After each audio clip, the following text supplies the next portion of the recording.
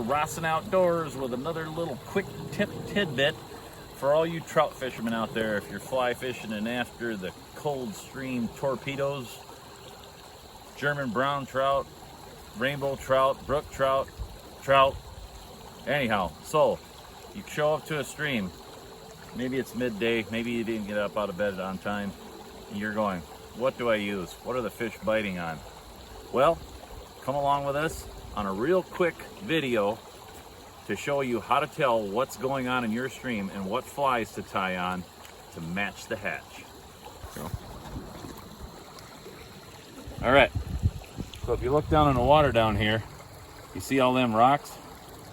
And then you look over here to the right, this is what they call a riffle. That's a riffle. It's where the water gets real skinny and there's rocks underneath that are causing that turbulence. This is a good early morning, late evening spot because this is where the hatch is going to happen in the morning and the evening, where insects are going airborne. So whatever's hatching on a daily basis, this is where you want to hit it. Either early morning at first light or last light, and the fish will be up in here.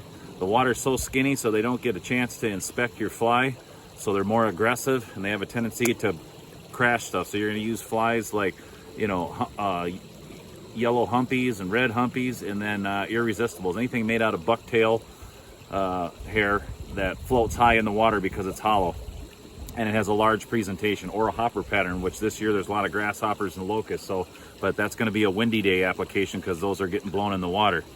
But either way, there's a way to tell about what's going on in your stream. We're going to have Drew get on his hands and knees and grab me a rock out of the middle of this riffle here, and we'll show you why. Big one right out there, that big yellow rock.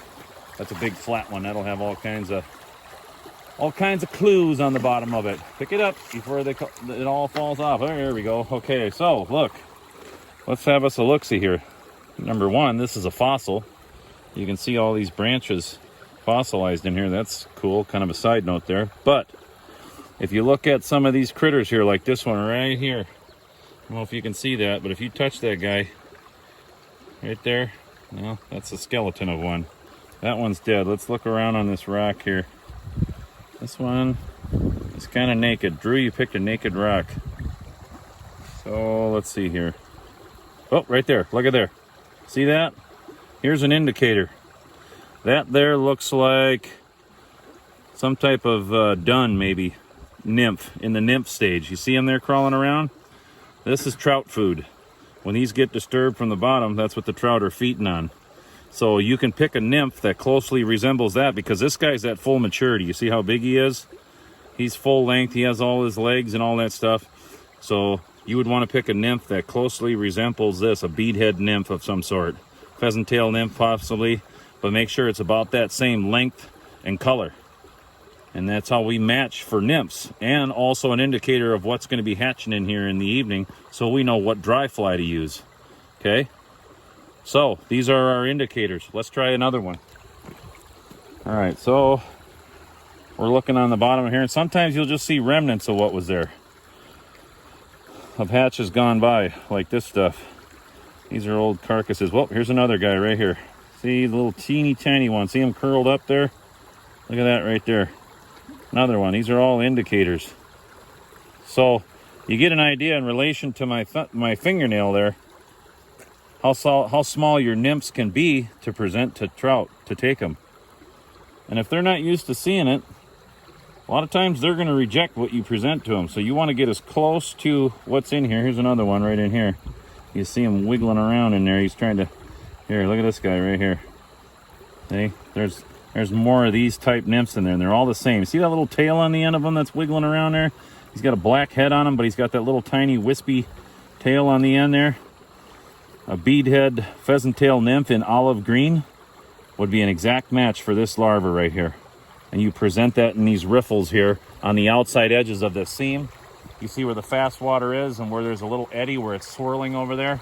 Right on the edge of that seam, there's trout sitting in there in that semi-lazy water, waiting for food to get washed by. So you would start downstream, and then you would quarter your cast going upstream and present those nymphs with a strike indicator up on your line, probably 1.5 feet, maybe 2 feet. And then you're going to be catching your trout that you have to. So anyhow, that's this little segment for this week on Rossin Outdoors. So stay tuned.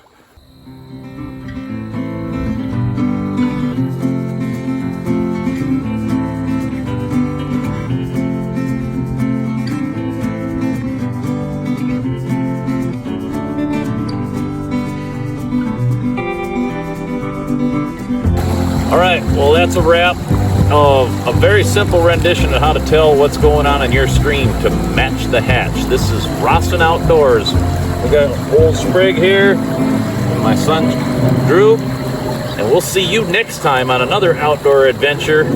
Stay tuned to us, like, subscribe, and we'll see you real soon.